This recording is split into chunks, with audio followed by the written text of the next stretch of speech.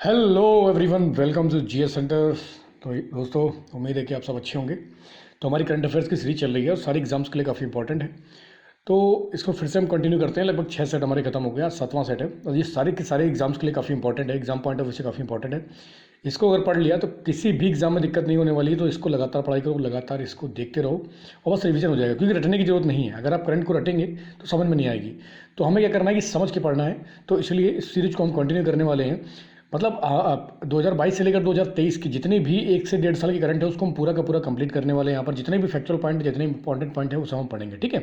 तो चलिए जल्दी से शुरू करते हैं। पहला क्वेश्चन क्या कह रहा है? पहला क्वेश्चन कह रहा है कि फर्स्ट म्यूजियम डेडिकेटेड टू महात्मा गांधी। तो देखो, महात्मा गांधी के बारे में बहुत चर्चा है कि किस जो देश है उसने महात्मा गांधी के लिए ट्रेन मेट्रो स्टेशन का नाम रख दिया है। थोड़ा सा हम लोग इसका कलर चेंज कर लेते हैं, ठीक है। तो यहाँ पर महात्मा गांधी को बहुत सारी चीज़ें डेडिकेट की जा रही हैं। तो इसको ध्यान रखना है कि महात्मा गांधी का पहला जो म्यूजियम है महात्मा गांधी के लिए, वो कहाँ पर डेडिकेट किया गया है? वो अमेरिका में किया गया है। तो America first museum dedicated to the life and message of Mahatma Gandhi. तो महात्मा गांधी को डेडिकेट किया गया है the first museum dedicated father of the nation in America, ठीक है। तो इसको ध्यान रखेंगे कि अमेरिका में महात्मा गांधी के नाम का एक म्यूजियम बनाया गया है। तो इसको ध्यान रखना है। द म्यूजियम है आर्टिफैक्ट, मतलब महात्मा गांधी के पूरे जीवन के बारे में यहाँ पर इनका पूरा दर्शाया जाएगा। तो इसको काफ़ी इंपॉर्टेंट है, इसको हमें याद रखना है, ठीक है। इसको ध्यान रखना है कि पहला म्यूजियम कहाँ बनाया गया महात्मा गांधी का? तो अमेरिका में, ठीक है। अमेरिका की कौन सी जगह? न्यू जर्सी में बनाया गया इसको, ठीक है। तो बस इतना इंपॉर्टेंट पॉइंट, इसको ध्यान रखेंगे। अगला पॉइंट देखते हैं हम कि India's first cable stay suspension bridge. तो भारत का जो पहला केबल स्टे सस्पेंशन ब्रिज, मतलब केबलों पर ही पूरा का पूरा सदा हुआ है ब्रिज, वो कहाँ पर बनाया गया है? तो ये आपका बनाया गया है कृष्णा रिवर के ऊपर। कहाँ पर बनाया गया है? कृष्णा नदी के ऊपर बनाया गया है, जो कि वो बढ़ता है आंध्र प्रदेश एंड तेलंगाना। तो मतलब यहाँ पर आंध्र प्रदेश और तेलंगाना को कनेक्ट करने वाला ये ब्रिज, और कौन सी नदी पर बना है? तो ये बना है कृष्णा नदी पर। तो इसको भी ध्यान रखना है, ठीक है। एग्जाम पॉइंट ऑफ व्यू से काफ़ी इंपॉर्टेंट है। This bridge will be India's first cable stayed come suspension bridge. तो इसको भी ध्यान रखना है हमें, ठीक है। क्योंकि जो पहला है, जो पहला और काफ़ी यूनिक चीज़ें होती है, चाहे इंडिया में चाहे वर्ल्ड में, और खासकर तो वो एग्जाम पॉइंट ऑफ व्यू से काफ़ी इंपॉर्टेंट हो जाती हैं। तो इसको हम ध्यान रखेंगे, ठीक है। बाकी इसमें कुछ ज़्यादा नहीं पढ़ना है, बस इतना ध्यान रखेंगे कि पहला जो केबल सस्पेंशन ब्रिज बना है वो कहाँ बना है? कृष्णा नदी के ऊपर बना है, ठीक है। अगला पॉइंट देखते हैं। अगला पॉइंट है हमारा कि एमबीबीएस सिलेबस। बहुत बढ़िया बात है कि बच्चे क्या करते थे। देखो, हम बचपन से ही पैदा होते हैं तो हम हिंदी भाषी हैं। हम क्या हिंदी भाषी हैं, लेकिन हमारे पास जो हमारा जो एजुकेशन है, पर जितना भी पढ़ाया जाता है सब कुछ इंग्लिश में पढ़ाया जाता है। तो ना तो बेचारे क्या करते हैं, ना बच्चे हिंदी समझ पाते हैं ना इंग्लिश समझ पाते हैं। तो इसलिए क्या होता है कि बहुत सारी चीज़ें हेजिटेट करने लगे। जैसे एमबीबीएस है, इसकी पढ़ाई इंग्लिश में हुआ करती थी। तो जैसे बीटेक हो गया, उसको भी गवर्नमेंट ने बोला कि हिंदी में करेंगे। तो अब क्या हो रहा है कि आप एमबीबीएस हिंदी में कर सकते हैं। अब जबकि आपकी मदर टंग लैंग्वेज जो हिंदी है, तो इसमें समझने में थोड़ी सी आसानी होगी। तो यहाँ पर देखते हैं कि union minister Amit Shah has launch MBBS course in Hindi. तो एमबीबीएस कोर्स लॉन्च कर दिया गया है। किसने किया है? हमारे गृह मंत्री ने किया है, अमित शाह ने। और कहाँ पर किया है इसको? तो इसको किया है भोपाल में, ठीक है। इसको ध्यान रखेंगे। भारत का पहला हिंदी में एमबीबीएस कोर्स कहाँ पर लॉन्च हुआ है? तो मध्य प्रदेश में, भोपाल में। तो इसको हम ध्यान रखेंगे, किसने लॉन्च किया है? तो अमित शाह ने किया है। Translation of engineering book in 8 language. अब देखो, इंजीनियरिंग बुक जो हो रही है वो 8 भाषाओं में ट्रांसलेट की जा रही है, उसको हिंदी में भी किया जा रहा है। तो इस चीज़ को ध्यान रखना है, ठीक है। तो अब बाकी बात करते हैं कि IIT increase from 16 to 23। IIT की संख्या बढ़ाकर कितनी कर दी जा रही है? 16 से 23 आईआईटी बनेंगे। और आईआईएम जो है ना 13 है, तो उससे 13 से 20 कर दिए जाएंगे। तो इसको भी बस थोड़ा सा हमें ध्यान रखना है। बाकी ध्यान रखना कि एमबीबीएस का जो सिलेबस है हिंदी में कहाँ पर शुरू हुआ है? ये शुरू हुआ है आपका भोपाल, मध्य प्रदेश में। और किसने लॉन्च किया था? तो अमित शाह जी ने लॉन्च किया था। आगे बात करते हैं, इंडियाज़ फर्स्ट एल्यूमिनियम फ्राइट जो रैक है वो कहाँ पर बन के तैयार हुई है? तो इसका जो इनॉग्रेशन किया गया था वो अश्वनी वैष्णव के द्वारा किया गया, जो इस समय रेल मिनिस्टर हैं। Has inaugurated India's first aluminium freight track at Bhubaneswar railway station. तो पूरी की पूरी जो फ्राइट, मतलब माल ढोने वाली जो रेक है, उसका पूरा का पूरा जो उद्घाटन किया गया, कहाँ किया गया? भुवनेश्वर रेलवे स्टेशन पर। Bilaspur is the destination of India's first goods train with aluminium coaches. तो एल्यूमिनियम के कोच बनाए गए हैं पूरी तरीके से। और Bilaspur is the destination of India's first, जो India's first goods train with aluminium coaches, aluminium से कोच बनाए जा रहे हैं। उसका पहला डेस्टिनेशन कहाँ था? तो बिलासपुर। सबसे पहले कहाँ के लिए रवाना किया गया? तो बिलासपुर के किया गया। तो इसको ध्यान रखेंगे कि पूरा का पूरा जो फर्स्ट एल्यूमिनियम फ्राइट ट्रैक बनाया गया, कहाँ पर बनाया गया? तो भुवनेश्वर रेलवे स्टेशन पर बनाया गया है। और इसका क्या हुआ कि बिलासपुर इसका पहला डेस्टिनेशन था, जो भारत की पहली क्या थी? गुड्स ट्रेन थी, ठीक है। इसको भी ध्यान रखेंगे। अगला पॉइंट चलिए देखते हैं हम, अगला पॉइंट क्या है। तो अगला पॉइंट बोल रहा है कि 50% एमपी इन न्यूजीलैंड पार्लियामेंट। तो न्यूजीलैंड की पार्लियामेंट में, तो ये एग्जाम में डाल सकते हैं किस देश की पार्लियामेंट में 50% महिलाएं सांसद हैं? तो ये आपका हो गया न्यूजीलैंड में, ठीक है। तो इस समय जो यूपी विधानसभा में कितनी महिला विधायक हैं, ये कमेंट करके मुझे बताओ। तो यहाँ पर 50% जो महिलाएं हैं वो क्या हैं? सांसद हैं। कहाँ पर है? न्यूजीलैंड ये पार्लियामेंट में, ठीक है। तो first time in the parliament of New Zealand the number of women MP से इंक्रीज हो गया है। अब यहाँ पर बात करते हैं कम से कम 50% रिप्रेजेंटेटिव। और 1893 में, एक इससे ध्यान रखना कि 1893 में the country became the first nation to allow women to vote. तो एग्जाम पॉइंट ऑफ व्यू से काफ़ी इंपॉर्टेंट है, जिसलिए क्या बोल सकते हैं, पूछ सकते हैं कि पहली बार दुनिया में पहली बार महिलाओं को जो वोट देने का अधिकार दिया गया था वो कहाँ दिया गया था, वो भी न्यूजीलैंड में ही दिया गया था। और कब दिया गया था, 1893 में दिया गया था, ठीक है। इसको ध्यान रखना है, कब दिया गया था, 1893 में दिया गया था। और इस समय दुनिया में एक ही देश है जहाँ पर 50% क्या है, महिलाएं जो हैं वो आपकी सांसद हैं, ठीक है। अगला हम पॉइंट देखते हैं कि international federation of film critics, ठीक है। तो one of the world greatest film maker जो है सत्यजीत रे, इनकी एक आइकॉनिक फिल्म आई थी जिसका नाम था पथेर पंचाली। तो Pather Panchali has been declared the best Indian film of the all time of international federation of film critics. तो फिल्म क्रिटिक्स जो होते हैं उनकी नज़र में सबसे बेस्ट फिल्म का अवार्ड किसे दिया गया है, तो ये है आपका पथार पंचाली। तो इसको हम ध्यान रखेंगे, ठीक है। कौन सी है, तो ये आपकी है पथार पंचाली, तो इसको ध्यान रखना है, ठीक है। आगे हम देखते हैं, पथार Panchali was the directed debut of film maker Satyajit रे। तो इनके नोवेल पर बेस्ड दी, 1929 में एक नोवेल आया था उसके ऊपर ये बेस्ड दी।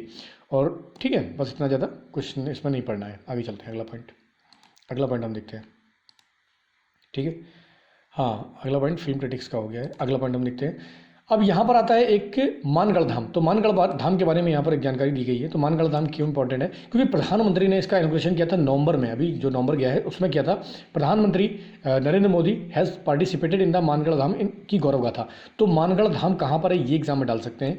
तो ये है आपका बांसवाड़ा जिले में है, ठीक है। कहाँ पर, राजस्थान में पड़ता है। The programme has been organise जो कल्चरल मिनिस्ट्री थी उसके द्वारा इसको ऑर्गेनाइज किया गया था। अब मानगढ़ इंपॉर्टेंट क्यों है, बस इतना ध्यान रखेंगे।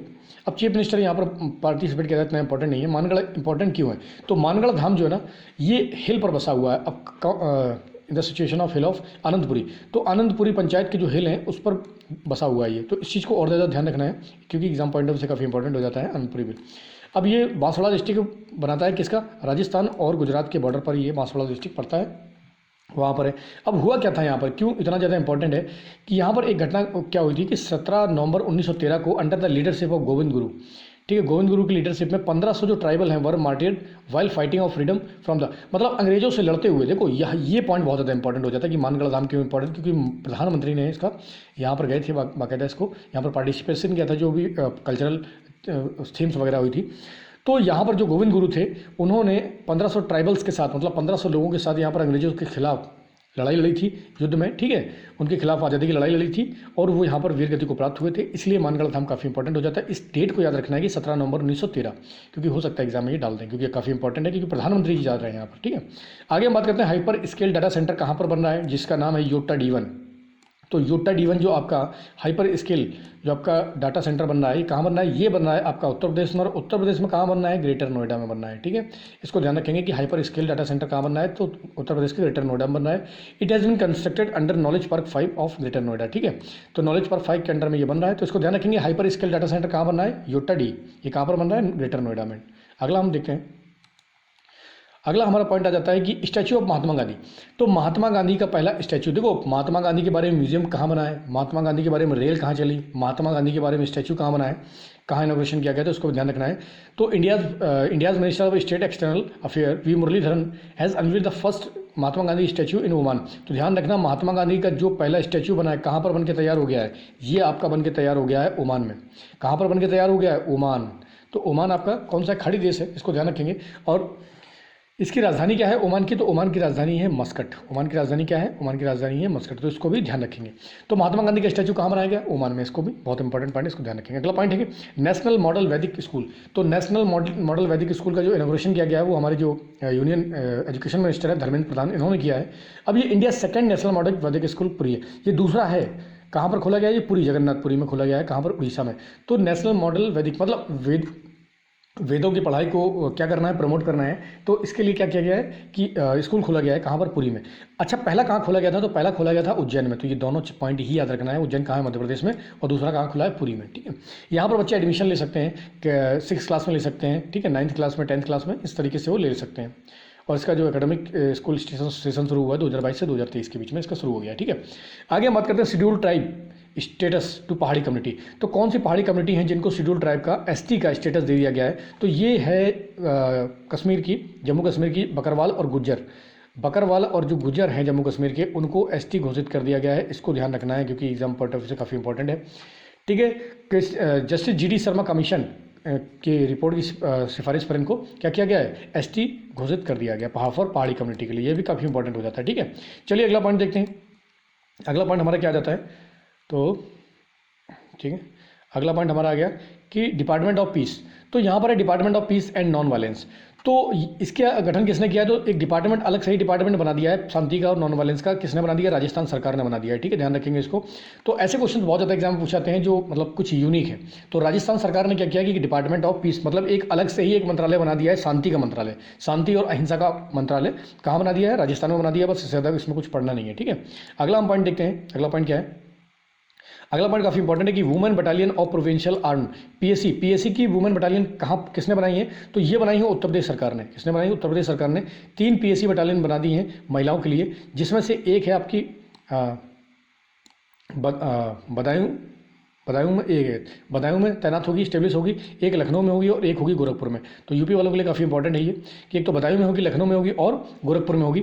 आगे हम बात करते हैं कि these 3 battalions are named of. अब इनका नाम किसके नाम पर रखा गया है, तो जो हमारी 3 वीरांगनाएं हैं, रानी अवंतीबाई के नाम पर, ठीक है, उदया देवी के नाम पर है और झलकारी बाई के नाम पर है। तो इनके नाम पर 3 पीएसी बटालियन का क्या किया गया है, 3 पीएसी बटालियन का गठन किया गया। कहाँ किया गया है, तो उत्तर प्रदेश में किया गया है। ठीक है, और कहाँ कहाँ किया जाएगा, बदायूं में किया जाएगा, लखनऊ में किया जाएगा और गोरखपुर में किया जाएगा। तीनों चीज़ों को ही बहुत ज़्यादा ध्यान रखना है। ठीक है, अब यहाँ पर क्या होने वाला है कि अंडर विच 20% रिजर्वेशन है for women in the appointment. अब यहाँ पर 20% आरक्षण भी मिलने की बात हो रही है किसको, महिलाओं को पुलिस फोर्स में, स्टेट पुलिस फोर्स में 20% आरक्षण भी दिया जाएगा। तो काफ़ी महिला सशक्तिकरण के लिए, महिला को उत्थान करने के लिए काफ़ी अच्छा कदम उत्तर प्रदेश सरकार ने उठाया है, लेकिन ये सराहनीय कदम है। ठीक है, आगे बात करते हैं कि India's first solar power village. तो इंडिया का पहला सोलर पावर विलेज मतलब सोलर से चलने वाला पूरा का पूरा जो गांव है वो कौन सा है, मोढेरा। तो मोढेरा गांव कहाँ पर है, ये आपका गुजरात में है। ये भारत का पहला सोलर पावर से चलने वाला गाँव बन गया है। ठीक है, तो बहुत ही बढ़िया बात है। इस तरीके से अगर सोलर के एनर्जी के ऊपर सारे के सारे गाँव चलेंगे तो क्या होगा कि आने वाले समय में हमारा फॉसिल फ्यूल वगैरह हो गया या बिजली का खर्चा बहुत ज़्यादा बचेगा, जो हम अच्छे कामों में लगा सकते हैं। तो इंपॉर्टेंट ध्यान रखना है इसको, मोढेरा गांव जो है वो भारत का पहला सोलर पावर विलेज बन गया है। मतलब कि पूरी तरीके से किससे चल रहा है, पूरी तरीके से सोलर एनर्जी से चल रहा है। आगे हम बात करते हैं, अगला इंपॉर्टेंट पॉइंट क्या आता है कि ऑनलाइन गैम्बलिंग की यहाँ पर बात हो रही है कि the online gambling and game ordinance किसने पास कर दिया है। तो ऑनलाइन गैम्बलिंग और गेम ऑर्डिनेंस किसने पास कर दिया है, तो तमिलनाडु ने। मतलब इन्होंने बोला भैया लीगल है। अब क्या लीगल है, लीगल है ऑनलाइन गेम खेलना और रेगुलेट करना ऑनलाइन गेमिंग। इसको इन्होंने क्या कर दिया है, हैज़ बीन रेगुलेशन। ठीक है, 2022 to ban online gaming in the state effective provider service under the rules. ठीक है, मतलब कि यहाँ पर क्या क्या है, हाँ गेम ऑफ चांस। ठीक है, बहुत बढ़िया। तो यहाँ पर क्या क्या है, तमिलनाडु सरकार ने ऑनलाइन गेम्स और online gambling and online games का ऑर्डिनेंस लेकर आए हैं। ये कि कौन लेकर आया, तमिलनाडु सरकार ने। ठीक है, तो मतलब आप कायदे और कानून में रहकर गेम्स खेल सकते हैं, ये इनका कहना है। तो इस चीज़ को ध्यान रखेंगे। ठीक है, बहुत अच्छा इंपॉर्टेंट पॉइंट है ये, ध्यान रखना है इसको। 8वां हम देखते हैं, अगला सेक्शन हम देखते हैं कि India's largest millet processing industry.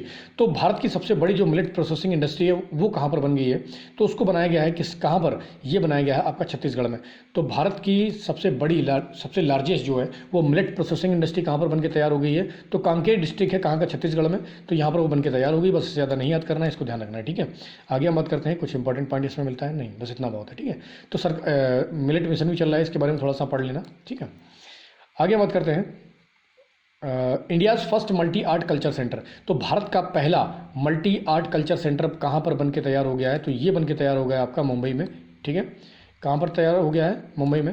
तो बढ़िया है, आर्ट कल्चरल जो सेंटर बन के तैयार हो गया, कहाँ पर, मुंबई में तैयार हो गया। तो इसको ध्यान रखना है, नीता मुकेश अंबानी कल्चरल सेंटर नाम इसका दिया जाएगा। और इसको सेटअप करने वाली कौन है, ईशा अंबानी है। ठीक है, ईशा अंबानी तो अनिल मुकेश अंबानी की बेटी है। ठीक है, आगे हम बात करते हैं वाटर स्पोर्ट्स सेंटर। तो वाटर स्पोर्ट्स सेंटर कहाँ पर बनके तैयार हो गए हैं, तो वाटर स्पोर्ट्स सेंटर्स बनाए गए हैं बिलासपुर में। बिलासपुर कहाँ पर है आपका, तो ये है आपका हिमाचल प्रदेश में।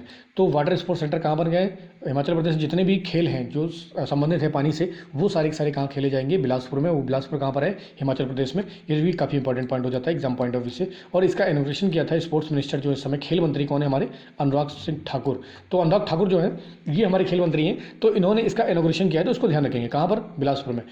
तो ये अपने प्रकार का है यहाँ पर। और यहाँ पर साई और एनटीपीसी जॉइंटली मिलकर इन लोगों ने लॉन्च किया है। ठीक है, तो इसको भी ध्यान रखें, काफ़ी इंपॉर्टेंट पॉइंट हो जाता है यहाँ से। अगला हम पॉइंट देखते हैं, अगला पॉइंट हमारा कि नेट जीरो कार्बन एमिशन। तो नेट जीरो कार्बन एमिशन के बारे में अगर हम जानकारी लेते हैं तो Uttar Pradesh government has announce to make Mathura Vrindavan a net zero carbon emission tourist destination. तो भारत का अगर देखा जाए तो net carbon zero emission tourist destination जो बन गया है कौन सा बन गया है, मथुरा वृंदावन। तो यहाँ पर मथुरा वृंदावन में आप कह सकते हैं कि यहाँ पर जो कार्बन का एमिशन हो रहा है वो जीरो हो रहा है।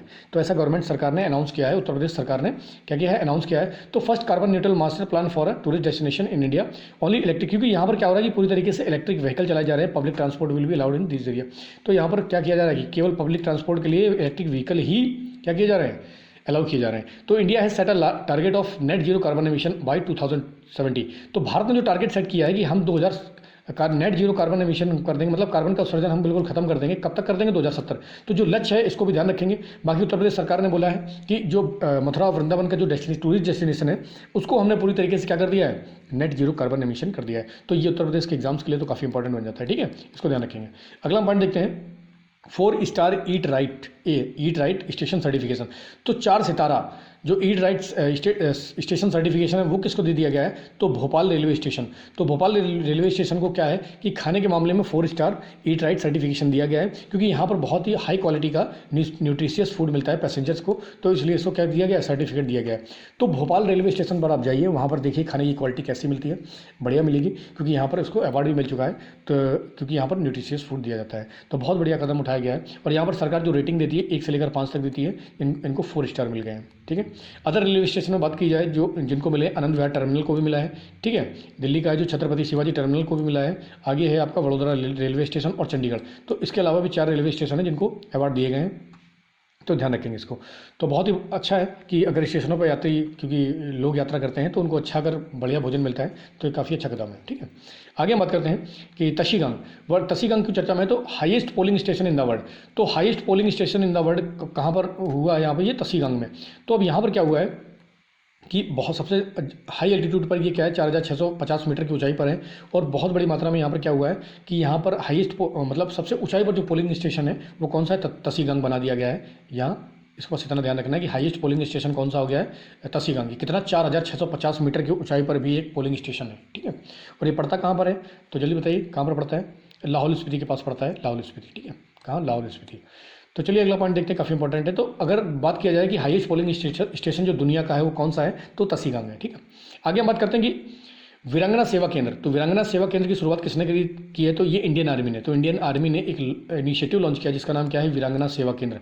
अब इसमें करेंगे क्या कि इसमें वो करने वाले हैं कि single facilities for the welfare of वीर नारीज, मतलब जो जिनकी जो सिपाही हैं उनकी पत्नियां हैं जिनके सिपाही शहीद हो गए हैं, तो उनको बढ़िया तरीके से क्या किया जाए, तो उनको सुविधाएं दी जाए, मतलब वेलफेयर किया जाए, उनके मतलब लिए कुछ अच्छा काम किया जाए और उनको सुविधाएं दी जाए। ऐसा कर किया है किसने, इंडियन आर्मी ने किया। कहाँ से इसकी शुरुआत की गई, तो दिल्ली कैंट से की गई, बस इसको ध्यान रखना है। कहाँ से की गई है, तो दिल्ली कैंट से इसकी शुरुआत की गई, बस इसको हमें ध्यान रखना है, ठीक है।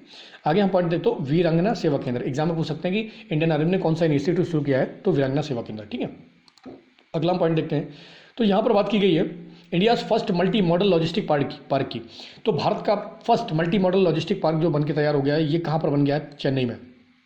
तो ध्यान रखना कहाँ पर बन के तैयार हो गया है, चेन्नई में। किसने बनाया है, तो इसको रिलायंस इंडस्ट्री ने बनाया है, ठीक है।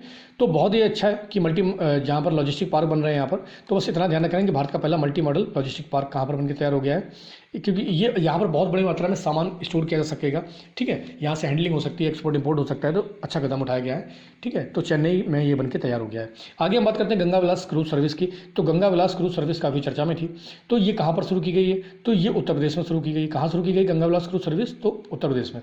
तो उत्तर प्रदेश के चीफ मिनिस्टर जो हैं योगी आदित्यनाथ जी, तो उन्होंने इसको शुरू किया है। अब कहाँ से कहाँ तक के लिए शुरू किया गया है, अब देखो, अब गंगा विलास जो क्रूज है ये रविदास घाट बनारस से इसकी शुरुआत की गई है। ये ध्यान रखना है, यूपी वाले काफ़ी एग्जाम होते हैं उसके लिए ध्यान रखना है कि रविदास घाट बनारस से इसकी शुरुआत की गई। तो the union government has propose to start the world longest river cruise service. तो दुनिया की सबसे लंबी जो क्रूज सर्विस है वो है ये, ठीक है। इसके लिए और ज़्यादा ध्यान रखना है कि बनारस इन उत्तर प्रदेश से लेकर डिब्रूगढ़ इन असम, मतलब अगर आप यात्रा करना चाहते हैं बनारस से और डिब्रूगढ़ तक, नदी के रास्ते ही जाना चाहते हैं और लाइफ इंजॉय करना चाहते हैं, बहुत सारी चीज़ें देखना चाहते हैं, तो काफ़ी जगह इनका स्टॉपेज भी होने वाला है, काफ़ी घुमाने वाले भी हैं ये लोग। तो बनारस से लेकर आपको डिब्रूगढ़ तक डिब्रूगढ़ कहाँ है, असम, तो वहाँ तक आप जा सकते हैं इससे। अब ये क्या है, longest cruise service cruise journey in the world from Kashi in Uttar Pradesh है। 3200 किलोमीटर, अब कितना सफ़र करने वाले हैं, 3200 किलोमीटर का सफ़र है ये पूरा, इसको भी ध्यान रखना, 3200 किलोमीटर, और ये जर्नी टोटल रहेगी 50 दिन की। तो ज़िंदगी जीना चाहते हो, ज़िंदगी के मजे लेना चाहते हो, तो एक बार जाओ उसको देखो, 3200 किलोमीटर का सफ़र करो, 50 दिन अपने लिए जियो बढ़िया से, हर जगह जाएंगे, वहाँ पर रुकेंगे, सारी चीज़ें करने वाले हैं। 50 day journey will pass through 27 नदी सिस्टम से गुजरने वाली है, ठीक है। Indian Bangladesh list of 50 important sites, 50 important sites जो वर्ल्ड हेरिटेज हैं उन पे ये रुकने वाली है। तो बहुत ही अच्छा है, जीवन में अगर कुछ करना है, कुछ देखना है, तो ऐसी चीज़ों का आनंद जरूर लेना चाहिए, तो जरूर जाना चाहिए एक बार, तो जाओ आनंद उठाओ इसका। In the journey passenger will also भी facility like song, music, cultural programme, gym, सब कुछ है, सारी सुविधाएं आपको क्रूज़ पर मिलने वाली है। तो जाओ एक बार इसका मजा लो, सरकार ने बोला है तो सबके लिए ये ओपन है। तो गंगा विलास क्रूज सर्विस कहाँ चली, उत्तर प्रदेश में, कहाँ से कहाँ तक, बनारस से डिब्रूगढ़ तक, ठीक है। रविदास घाट से शुरू किया गया था, 3200 किलोमीटर का सफ़र है और 50 दिन का टोटल सफ़र रहेगा, जिसमें से आपको 27 नदियों से गुजरेंगे और 50 इंपॉर्टेंट जो साइट्स हैं वहाँ पर आप उनके दर्शन करने वाले हैं, ठीक है। अगला हम पॉइंट देखते हैं। अगला point, doctor Bhimrao Ambedkar law university, तो कहाँ पर बनकर तैयार हो गई है doctor Bhimrao Ambedkar law university, ये तैयार हो गई है जयपुर में। कहाँ पर तैयार होगी, जयपुर में, राजस्थान की कैपिटल जयपुर में, ठीक है। बस इतना ध्यान रखना है, ज़्यादा इससे ज़्यादा नहीं पढ़ना है इसमें। आगे हम बात करते हैं प्रोडक्शन ऑफ स्टील। अब प्रोडक्शन ऑफ स्टील, स्टील के उत्पादन के मामले में बात करते हैं, जो नया डेटा है क्या निकल के आया है। तो India has made remarkable process in the steel sector in the last year. पिछले 8 सालों में भारत ने एक बहुत ही बढ़िया तरीके से स्टील में ग्रोथ किया है, जिससे क्या हुआ है, globally India has emerge as the second largest steel producer of steel. तो दुनिया में अगर बात की जाए तो दुनिया में दूसरे नंबर पर भारत पहुंच गया है प्रोड्यूसर ऑफ स्टील के मामले में। पहले नंबर पर कौन है, तो पहले नंबर पर है चाइना। तो चाइना के बाद दूसरा भारत ही है जो बहुत बड़ी मात्रा में किसका उत्पादन करता है, बहुत बड़ी मात्रा में स्टील का उत्पादन करता है, ठीक है, इसको ध्यान रखेंगे। अगला हम पॉइंट देखते हैं। अगला पॉइंट क्या कह रहा है कि इंडियाज़ फर्स्ट एक्वा पार्क, तो भारत का पहला एक्वा पार्क कहाँ पर बनकर तैयार हो गया, तो ये बना है आपका अरुणाचल प्रदेश में। तो एक्वा पार्क कहाँ पर बनकर तैयार हो गया है, अरुणाचल प्रदेश में, और अरुणाचल प्रदेश के लोअर सुबनसिरी डिस्ट्रिक्ट में इसको बनकर तैयार हो गया है। इसका इनॉग्रेशन किसने किया था, प्रधानमंत्री नरेंद्र मोदी ने किया था, ठीक है। प्रधानमंत्री मत्स्य संपदा योजना के तहत इसको बनाया गया था। अब डोनी पोलो एयरपोर्ट भी चर्चा में है, तो डोनी पोलो एयरपोर्ट के बारे में पूछ सकते हैं कि डोनी पोलो एयरपोर्ट कहाँ है, तो ये है आपका Itanagar.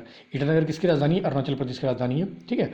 The name of the airport Donyi Polo airport किसके नाम पर पड़ा है, तो Donyi respect of for the sun, तो सूर्य, मतलब एग्जाम में कुछ भी पूछ सकते हैं, वो जो किसके रिस्पेक्ट में इसका नाम डोनी पोलो रखा गया है, तो ये सूर्य में, सूर्य के, क्योंकि डोनी किसको बोलते हैं, सन को बोलते हैं, और पोलो किसको बोलते हैं, पोलो बोलते हैं हम मून को, ठीक है। तो वहाँ की जो लोकल प्रजातियाँ हैं उनके, वो डोनी बोलते हैं सन को और मून को बोलते हैं पोलो, तो उनके नाम पर ही इसको रख दिया गया है, ठीक है। The government house in principle approval पूरी तरीके से, हाँ समझ गए पूरी बात। तो डोनी पोलो को ध्यान रखेंगे हम। और दूसरा हमारे पास क्या है, दूसरा हमारे पास है कि इंडिया फर्स्ट एक्वा पार्क। दो चीज़ें अरुणाचल प्रदेश में हुई, ध्यान रखो। जल्दी से कमेंट करके ये बताओ कि अरुणाचल प्रदेश के चीफ मिनिस्टर कौन है इस समय, अरुणाचल प्रदेश के इस समय चीफ मिनिस्टर कौन है, और अरुणाचल प्रदेश के इस समय गवर्नर कौन है, दोनों की दोनों चीज़ें कमेंट करके बताओ मुझे, ठीक है। अगला है वर्ल्ड लार्जेस्ट मैन्यूस्क्रिप्ट लाइब्रेरी, तो दुनिया की सबसे बड़ी जो मैन्यूस्क्रिप्ट लाइब्रेरी है वो कहाँ पर बन के तैयार हुई, तो ये हुई है आपकी शंकेश्वर गुजरात में, ये इसको बना के तैयार कर दिया गया। बस इतना ध्यान रखना है कि दुनिया की सबसे बड़ी मैन्यूस्क्रिप्ट लाइब्रेरी कहाँ पर तैयार कर दी गई है, तो ये आपकी तैयार हो गई है शंकेश्वर गुजरात में। कहाँ पर, शंकेश्वर गुजरात में इसको बनाकर तैयार कर दिया गया है, ठीक है, ध्यान रखा। यहाँ पर लगभग 25,000 से ज़्यादा मैन्यूस्क्रिप्ट हैं और 10,000 से ज़्यादा आपकी प्रिजर्व की गई हैं। तो बहुत ही बढ़िया है। भारत का इतिहास, अगर पौराणिक इतिहास, सारी चीज़ें जानकारी लेना है तो आप यहाँ पर जा सकते हैं। वर्ल्ड की लार्जेस्ट मैन्यूस्क्रिप्ट लाइब्रेरी कहाँ बन के तैयार हो गई है, गुजरात में, शंकेश्वर में। बहुत अच्छा कदम है। आगे बात करते हैं क्योंकि हमें अपनी विरासत को संजो रखना है। अगला है कि इंडियाज़ लार्जेस्ट विंड टर्बाइन, तो भारत की जो सबसे बड़ी लार्जेस्ट विंड टर्बाइन है, इसका कहाँ पर इनॉग्रेशन कर दिया, इसको कहाँ इंस्टॉल कर दिया गया है, तो ये कर दिया गया आपका मुंद्रा कहाँ पर है, गुजरात में है, ठीक है। तो इंडिया की सबसे बड़ी जो लार्जेस्ट विंड टर्बाइन है उसका इनॉग्रेशन कहाँ किया गया है, ये मुंद्रा में किया गया है। तो अडानी के पास है मुंद्रा पोर्ट। तो ये क्या है कि बिजली प्रोडक्शन करने वाले हैं, ठीक है। विंड टर्बाइन चलती है तो क्या होता है ना, बिजली का उत्पादन होता है। तो उसका ध्यान रखेंगे कि भारत की जो सबसे बड़ी लार्जेस्ट विंड टर्बाइन है कहाँ पर है, मुंद्रा में, गुजरात में। आगे हम बात करते हैं। आगे आपका पुलमपारा ग्राम पंचायत, तो पुलमपारा ग्राम पंचायत कहाँ पर है, तिरुवनंतपुरम में। और तिरुवनंतपुरम किसकी राजधानी है, ये है आपकी केरला की। तो यहाँ क्या हुआ है कि यहाँ जो ये पहली ग्राम पंचायत हो गई जो पूरी तरीके से डिजिटली लिटरेट है। भाई साहब, पूरी ग्राम पंचायत में हर एक आदमी क्या है ना, बढ़िया तरीके से नेटवर्क चलाता है, चाहे वो महिलाएं हों चाहे वो पुरुष हो, कोई भी हो, सबके सब बढ़िया तरीके से डिजिटली लिटरेट हैं। तो ये भी काफ़ी इंपॉर्टेंट हो जाता है कि डिजी पुलमपारा प्रोजेक्ट के तहत इसको लॉन्च किया गया था। और पूरी की पूरी तरीके से यहाँ पर क्या हो गए, हर एक इंसान को डिजिटली अवेयरनेस है। तो the state government has made around 800 government service available on है। तो यहाँ पर क्या है ना कि 800 से ज़्यादा जो गवर्नमेंट सर्विसेज हैं वो अवेलेबल है। अब होता क्या है ना कि गांव देहात में क्या लोग, सरकारें तो बहुत सारी योजनाएं निकालती हैं, सबसे बड़ी समस्या ये होती है कि उन योजनाओं का प्रॉपर तरीके से लोगों तक पहुँचना, जो कि पहुँच नहीं पाते। क्यों? क्योंकि हर एक आदमी ग्राम पंचायत में या गाँव में डिजिटली लिटरेट तो नहीं है। जब वो डिजिटली लिटरेट नहीं है तो कहाँ से उसको पता चलेगा? तो इसलिए क्या है कि सरकार योजनाएं तो निकालती है, लेकिन उसको प्रॉपर तरीके से लागू करने के लिए हमें क्या करना पड़ेगा? हमें हर एक व्यक्ति को डिजिटली लिटरेट करने की जरूरत है, ये अवेयरनेस फैलाने की जरूरत है। तो ऐसा करने वाला पुलमपारा पहला गाँव बन गया है, तो इसको ध्यान रखें, काफ़ी इंपॉर्टेंट हो जाता है पुलमपारा। ठीक है, अगला हम पॉइंट देखते हैं कि the medical termination of pregnancy act 1971। तो अभी हाल में जो medical termination of pregnancy act है उसमें कुछ संशोधन किया गया है।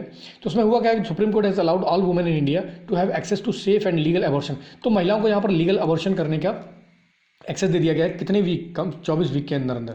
मतलब अगर महिलाएं चाहें, अगर महिलाएं बच्चा नहीं चाहती हैं, महिलाएं चाहती हैं कि वो टर्मिनेट करा दें, अबॉर्शन करा दें, तो वो कर सकती हैं। कितने सप्ताह तक? तो 24 सप्ताह तक। ठीक है, मतलब कि आप कह सकते हैं 6 महीने तक इन्होंने अलाउ कर दिया है। अब इसमें क्या इन्होंने एक्सटेंडेड किया टाइम 24 वीक्स का। ठीक है, अगर बात करें यहाँ पर कि अंडर 1971 एक्ट इट्स रूल 2003 में क्या होता है कि unmarried women between 20 weeks and 24 weeks pregnant do not have to right to undergo the abortion with the help of registration medical. तो पहले ऐसा नहीं था, लेकिन अब सुप्रीम कोर्ट ने इसके ऊपर फैसला सुना दिया है। तो बस इतना ध्यान रखना। और ये किसके तहत आता है? आर्टिकल 21 और आर्टिकल 14 के तहत आ जाता है। ठीक है, समानता का अधिकार हो और आर्टिकल 21, जल्दी से कमेंट करके बताओ क्या है आर्टिकल 21। ठीक है, तो इसके तहत इसको रूल कर दिया कि बस इतना ध्यान रखना है कि 24 वीक, कितना कर दिया गया? 24 वीक कर दिया गया, इसको बढ़ाकर 24 वीक। अब इसका पर्पस क्या होता है कि the purpose of this act to include marital rape in the category of rape under a women right to reproductive and decently autonomy. मतलब यहाँ पर अगर महिलाएं नहीं चाहती हैं, महिला तैयार नहीं है, महिला माइंड सेट नहीं है कि मुझे अभी बच्चे वगैरह करने हैं, तो इसलिए वो करा सकती है। और ये पूरी तरीके से लीगल कर दिया गया किसके द्वारा? सुप्रीम कोर्ट के द्वारा। और बहुत सारी मैरिटल रेप की कंडीशंस वगैरह होती हैं यहाँ पर, तो बहुत सारी अदर कंडीशंस भी होती हैं, कैटेगरी ऑफ रेप में भी आ जाता है वो, जिससे महिला बच्चा नहीं चाहती है, तो वो क्या कर सकती है? टर्मिनेट करा सकती है। इसको ध्यान रखना है कितने महीने तक टर्मिनेट करा सकती है? तो 24 वीक तक करा सकती है। ठीक है, अगला हम पॉइंट देखते हैं। अगला पॉइंट क्या है? तो अगला पॉइंट आता है यहाँ पर कि वर्ल्ड की जो फर्स्ट वैदिक क्लॉक है वो उसको कहाँ पर बनाकर तैयार कर दिया गया है? तो इसको बना दिया गया है आपका उज्जैन मध्य प्रदेश में। इसको ध्यान रखना है कि वर्ल्ड की पहली जो वैदिक क्लॉक है इसको कहाँ पर बना दिया गया है? ये बना दिया गया है आपका उज्जैन मध्य प्रदेश में। बस इसको ध्यान रखना है, ज़्यादा कुछ इसमें पढ़ना नहीं है। आगे हम बात करते हैं India's first double decker express वे। तो इंडिया का पहला जो डबल डेकर एक्सप्रेस वे वो कहाँ पर बनकर तैयार होगा? तो India's first double decker express way built between greater Noida to Noida express way. ठीक है, तो ग्रेटर नोएडा से लेकर ग्रेटर नोएडा के बीच में ये बन रहा है। 2000 करोड़ का खर्चा, बस इतना ध्यान रखना है। 6 लेन का होने वाला है। कितना लेन का होने वाला है? ये 6 लेन का होने वाला है, इसको ध्यान रखना है, बाकी कुछ नहीं। और ये किसको कनेक्ट करने वाला है? ये महामाया से लेकर दिल्ली चिल्ला फ्लाईओवर तक इसको कनेक्ट करने वाला है। तो छोटा ही होने वाला है, ज़्यादा लंबा नहीं होगा, तो इसको ध्यान रखेंगे। 24 किलोमीटर का लगभग कितना है? 24 किलोमीटर का होने वाला है ये, और 400 करोड़ का खर्चा आएगा इसको बनाने में। ठीक है, ध्यान रखेंगे। आगे अगला हम पॉइंट देखते हैं कि 103rd कॉन्स्टिट्यूशन अमेंडमेंट। तो 103वां संविधान संशोधन किससे संबंधित है? तो 10% रिजर्वेशन देने से संबंधित है। किसको? EWS कैटेगरी को। तो इसको ध्यान रखना है, किसको दे रहे हैं? तो EWS वाले जो हैं उनको क्या करना है? उनको 10% कोटा देने के लिए 103वां संविधान संशोधन लाया गया था। बस इसको ज़्यादा ध्यान नहीं रखना है इसमें। और किसके तहत आर्टिकल इसमें इंक्लूड किया गया था? आर्टिकल 15 का जो 6 पैरा होता है और आर्टिकल 16 का 6 पैरा होता है, उसको इसमें इंक्लूड किया गया था। तो इसमें ज़्यादा कुछ पढ़ना नहीं है, बस 10% ध्यान रखना। एग्जाम में कभी आ जाएगा कि 103rd जो कॉन्स्टिट्यूशनल अमेंडमेंट है वो किससे संबंधित है? तो वो संबंधित है आपका 10% of reservation for weaker section of the general category, तो उसे बोलते हैं EWS। ठीक है, आगे हम बात करते हैं अगला पॉइंट क्या है। तो अगला पॉइंट है हमारा कि इंडियाज़ फर्स्ट कोचिंग हब। तो भारत का पहला कोचिंग हब कहाँ पर सेटअप हो गया? तो Pratap Nagar of Jaipur is being the develop as the India's first coaching hub. तो प्रताप नगर जो है जयपुर का, इसको पहला कोचिंग हब बनाया जा रहा है पूरी तरीके से to provide better facility to the youth of Rajasthan for preparation of competitive exam. तो वहाँ पर कॉम्पिटेटिव एग्जाम की तैयारी कर सकते हैं यूथ जो है। पूरी तरीके से कोचिंग हब कहाँ बनाया जा रहा है? प्रताप नगर में बनाया जा रहा है। इससे ज़्यादा कुछ नहीं पढ़ना है, बस इतना ध्यान रखो कि भारत का पहला कोचिंग हब कहाँ बन के तैयार हो रहा है? तो प्रताप नगर जयपुर में। ठीक है, अगला कि वर्ल्ड फर्स्ट CNG टर्मिनल। तो वर्ल्ड का दुनिया का पहला फर्स्ट CNG टर्मिनल कहाँ पर बनाया? लीडिंग फाउंडेशन स्टोन कहाँ रख गया है? तो भावनगर में। तो भावनगर में देखो, भावनगर गुजरात काफ़ी चर्चा में, गुजरात हो गया, आपका अरुणाचल हो गया, तो काफ़ी चर्चा में, तो इनको भी ध्यान रखना है हमें।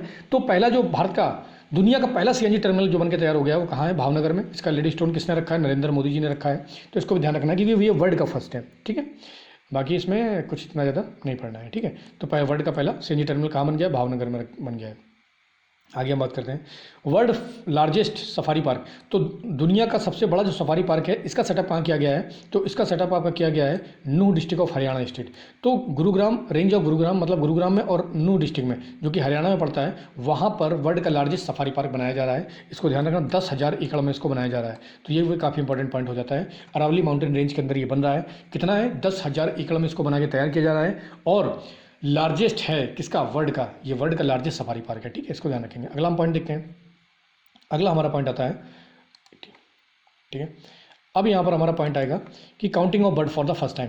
तो पहली बार चिड़ियों की गणना किसने करी है? तो फर्स्ट टाइम चिड़ियों की गणना किसने करी है? तो ये है स्टेट ऑफ नागालैंड। तो नागालैंड ने पहली बार उनके यहाँ कितनी चिड़ियाँ पाई जाती हैं, कितने प्रकार की चिड़ियाँ हैं, उसकी पूरी गणना की है। अब इसका एम क्या होता है कि स्प्रेड करना, क्या awareness about the bird diversity of Nagaland and draw attention to the threatened habitat of birds.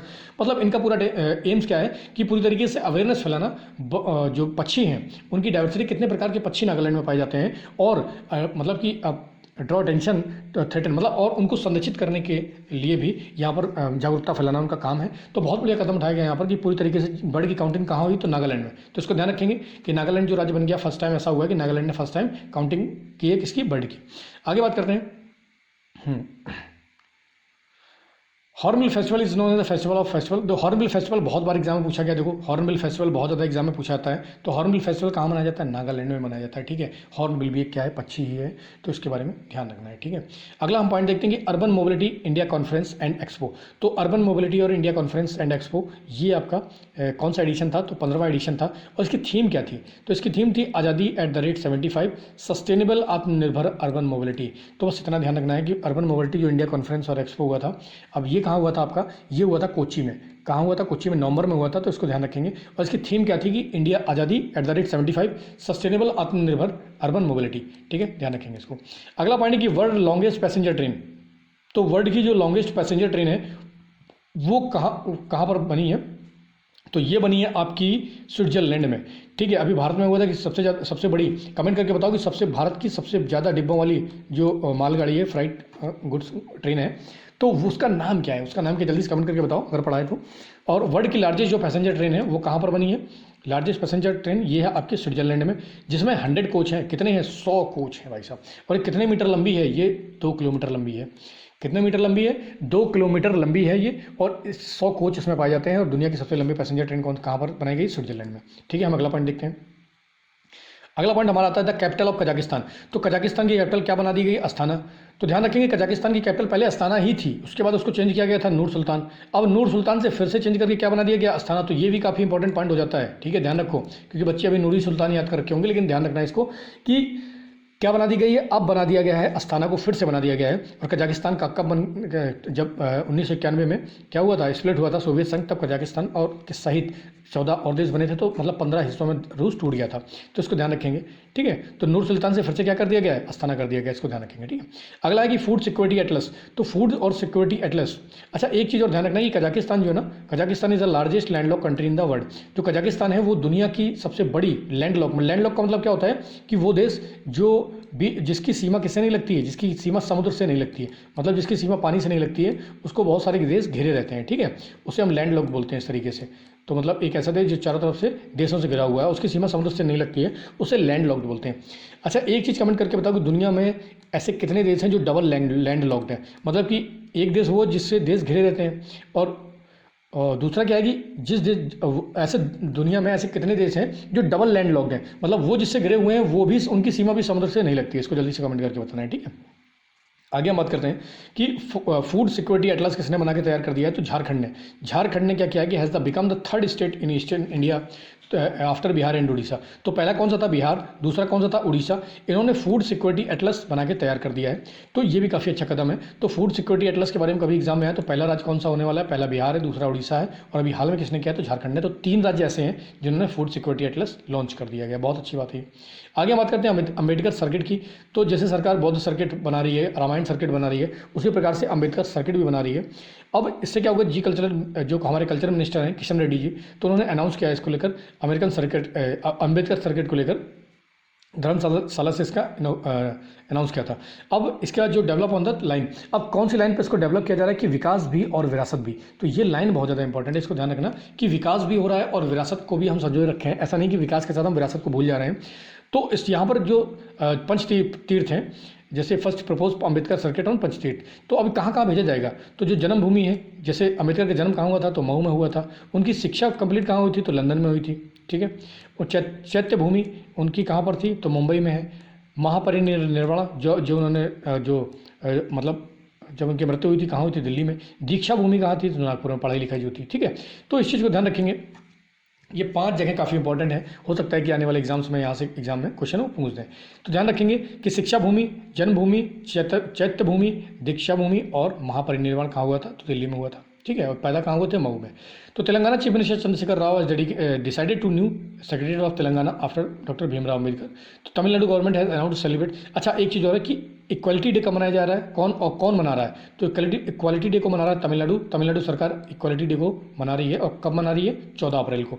तो इसको भी ध्यान रखना है, ये भी काफ़ी इंपॉर्टेंट पॉइंट हो जाता है कि अम्बेडकर सर्किट तो बनाया जा रहा है, लेकिन उसके अलावा भी तमिलनाडु गवर्नमेंट ने क्या किया है कि अनाउंस कर दिया है कि हम इक्वालिटी डे मनाएंगे। कब मनाएंगे, 14 अप्रैल को मनाएंगे, ठीक है। किसके लिए समर्पित किया है, तो वो क्या है, डॉक्टर भीमराव अम्बेडकर को। अगला क्वेश्चन हमारे पास आ जाता है, अगला पॉइंट जो हमारा है वो है कि फ्री ट्रेड एग्रीमेंट। तो फ्री ट्रेड एग्रीमेंट भारत ने किसके साथ कर लिया है, ये कर लिया आपका ऑस्ट्रेलियन प्राइम मिनिस्टर ऑस्ट्रेलिया के साथ। तो ऑस्ट्रेलिया के साथ भारत ने फ्री ट्रेड एग्रीमेंट कर लिया है, ठीक है। मतलब हमारी चीज़ों पे आप टैक्स मत लगाइए और आपकी चीज़ों पे हम नहीं लगाएंगे। तो ये किया गया है किसके साथ, इंडिया और ऑस्ट्रेलिया के बीच में हो गया है इनकी पार्टनरशिप। अब उसमें मेन फीचर क्या है कि more than 95% of the approximately 12,000 Indian products will get duty free. तो भारत के लगभग 12,000 जो प्रोडक्ट हैं वो ड्यूटी फ्री हो जाएंगे। मतलब 95% जो प्रोडक्ट हैं वो पूरी तरीके ड्यूटी फ्री हो जाएंगे। The agreement will be explain to cover 100% Indian product in the, और ये 100% जो इंडियन प्रोडक्ट हैं वो पूरे 5 साल में कवर कर लेगा कि आपकी ड्यूटी फ्री, जब टैक्स नहीं लगेगा तो यहाँ पर फायदा होने वाला है दोनों तरफ से कि लोगों को कम पैसे खर्च करके चीज़ें मिल जाएंगी। About 70% of the Australian product will get duty free. अच्छा, भारत का 100% हो जाएगा और उनका 70% हो जाएगा। तो यहाँ पर भी भारत को कहीं ना कहीं फायदा है, क्योंकि बड़ी जनसंख्या है, बड़ा मार्केट है, ठीक है। हम बड़े कंज्यूमर भी हैं और प्रोड्यूसर तो बड़े नहीं है, लेकिन कोशिश कर रहे हैं कि मेक इन इंडिया के तहत एक बड़े प्रोड्यूसर भी बनने की तरफ हम अग्रसर हैं, ठीक है। आगे हम बात करते हैं अगला पॉइंट की 251 feet tall statue of Sita माता। तो माता सीता का जो 251 फीट का स्टैच्यू है ये कहाँ पर बन के तैयार हो रहा है, तो ये सीतामढ़ी में। कहाँ पर बन रहा है, सीतामढ़ी डिस्ट्रिक्ट है जो आपका कहाँ है, बिहार में। तो इसको ध्यान रखेंगे। तो माता सीता का जो 251 फीट का स्टैच्यू है कहाँ पर बन के तैयार हो रहा है, ये बन के तैयार हो रहा है आपका सीतामढ़ी डिस्ट्रिक्ट में, और ये कहाँ पर है, बिहार में। तो काफ़ी इंपॉर्टेंट पॉइंट यहाँ पर हो जाता है। तो जल्दी से एक क्वेश्चन पूछ रहे हैं, कमेंट करके बताना कि इक्वालिटी डे कौन सा राज्य मना रहा है और किस तारीख को मनाया जाएगा। तो इसी तरीके से लगातार पढ़ाई करो। हम डेली की डेली करंट अफेयर्स खत्म कर रहे हैं और पूरा का पूरा आपका 2022 का जो जून वगैरह है वहाँ से इंपॉर्टेंट हम लेकर और 2023 तक ऐसा कोई भी क्वेश्चन नहीं जो एग्जाम पॉइंट ऑफ व्यू से काफ़ी इंपॉर्टेंट है उसे हम छोड़ें। तो इसी तरीके से लगातार इसको पढ़ना है, लगातार देखते रहो, लगातार मेहनत करते रहो। और 2023 में जॉब लेना ही लेना है, बस कसम खा लो, किसी तरीके से हमें जॉब पानी ही पानी है, क्योंकि 24 में चुनाव हो गया फिर तो भूल जाओ। तो इसी तरीके से लगातार पढ़ाई करो, लगातार मेहनत करो। आज के लिए इतना ही बहुत है। जय हिंद।